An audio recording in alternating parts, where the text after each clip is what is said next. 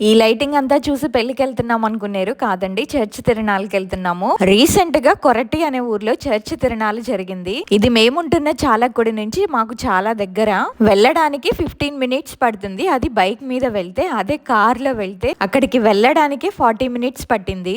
అంత టైం ఎందుకు పట్టింది అక్క, ఇప్పుడు మీరు వెళ్ళింది బైక్ మీద కదా అంటారా? బైక్ మీద ఇక్కడికి రావడం మాకు సెకండ్ టైం. ఫస్ట్ టైం మేము కార్ లో వచ్చాము. తిరణాల కదా, పక్క ఊళ్ళలో వాళ్ళందరూ వచ్చేసరికి హెవీ ట్రాఫిక్ అయిపోయింది. ఇప్పుడు మీకు స్టార్టింగ్ ఎంట్రన్స్ చూపించాను, అక్కడే పోలీసులు మా కార్ని ఆపేశారు. ఇదేనండి చర్చ్, లోపల ప్రేయర్ జరుగుతుంది. అక్కడి నుంచి లోపలికి రావడానికి చాలా దూరం నడవాలి. ఇంకా బాబుని ఎత్తుకొని నడుస్తామని రిటర్న్ అయ్యాము, వెళ్ళలేదు. ఇంకా సెకండ్ టైం కార్ తో అయ్యే పని కాదని బైక్ మీద వచ్చాము. లోపల ప్రేయర్ జరుగుతున్నప్పుడు మేము ఒక 10 మినిట్స్ కూర్చున్నాము, ఎక్కువసేపు అయితే ఉండలేదు. ఎందుకంటే బయట ఏమేమి ఉన్నాయో మొత్తం తిరిగి చూడాలి, మళ్ళీ ఇంటికి వెళ్ళేసరికి లేట్ అవుతుందని. బయటకు వచ్చిన తర్వాత ఫస్ట్ స్నాక్స్ అయితే తినేసాము. ఈ చర్చ్ తిరణాలకి కేరళ మూవీస్ లో యాక్ట్ చేసే సెలబ్రిటీస్ కూడా వచ్చారు. మేము వెళ్ళినప్పుడు కాదులేండి, మా తర్వాత వచ్చారంట.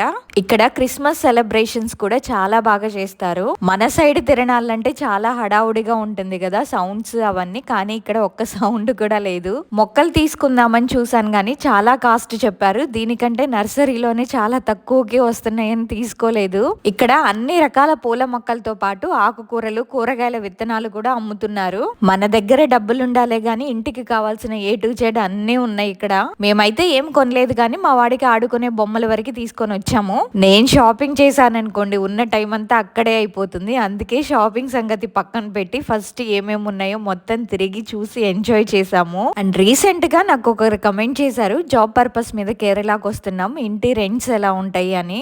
ఆంధ్ర అయినా కేరళ అయినా తెలంగాణ అయినా ఎక్కడైనా సరే అండి, మనం తీసుకునే ఇల్లును బట్టి అద్దుంటుంది. ఫస్ట్ మా హస్బెండ్ వచ్చారు, ఇల్లు దొరికిన తర్వాత మేము వచ్చాము. మా హస్బెండ్ హోటల్ రూమ్ లోనే ఉన్నారు. కొత్త ప్లేస్ కదా, ఇల్లు దొరక్క చాలా ఇబ్బంది పడ్డారు. తర్వాత ఇల్లులు చూపించే బ్రోకర్ ని కాంటాక్ట్ అయ్యారు. మనకు నచ్చినంత వరకు ఆయన ఇల్లులు చూపిస్తూనే ఉంటాడు. మేముంటున్న చాలక్కుడిలో మా వారికి చూపించిన ఇల్లులన్నీ స్టార్టింగ్ ప్రైస్ 10,000కి పైనే ఉన్నాయండి.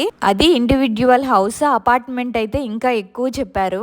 వన్స్ ఇల్లు అనేది కన్ఫర్మ్ అయిన తర్వాత ఆయనకి మనం తీసుకున్న ఇంటి రెంట్ ఎంతో అది 1 మంత్ కమిషన్ ఇవ్వాలి. ఎక్కడైనా సరే ఇంటిని అద్దెకి తీసుకున్నప్పుడు అడ్వాన్స్ పే చేయడం కామన్ కదా. మా ఇంటి ఓనర్ 3 మంత్స్ అడ్వాన్స్ ఇవ్వమన్నారు అండ్ 11 మంత్స్ అగ్రిమెంట్ రాపించుకున్నారు. అగ్రిమెంట్ పేపర్ లో ఎన్ని లైట్స్ ఇచ్చాము, ఎన్ని ఫ్యాన్స్ ఇచ్చారో అవన్నీ రాసున్నాయి. మా ఇంటి ఓనర్ కాదులేండి, వేరే ఇంటి ఓనర్ అలా అగ్రిమెంట్ పేపర్ లో రాసి ఇచ్చారంట.